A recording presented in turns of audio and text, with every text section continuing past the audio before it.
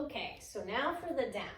We are not going to even worry about a down until our dog is reliably sitting for us with at least a hand signal. Okay, but once your dog is in a sit, I'm going to have to move back from the camera.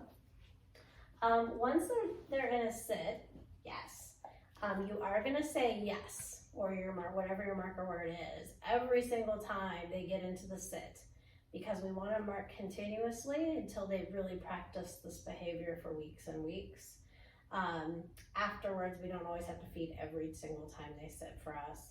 But at any rate, to teach it down, you start with a sit, and then you're going to take a food lure at their nose, and you're going to drop it straight down to their feet, yes. And when they collapse into that down, you would say your marker word.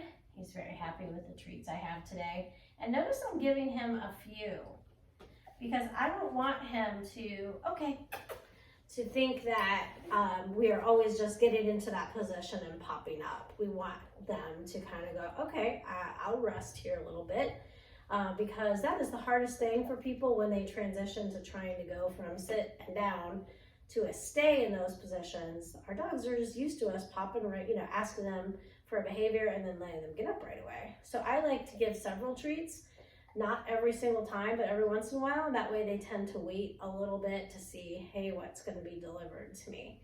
All right, so once again, I'm just going to lure Ollie into the sit. Yes, I'm treating him like he's a little puppy, so we got a treat for that. And then I'm going to take the treat at his nose. Yes.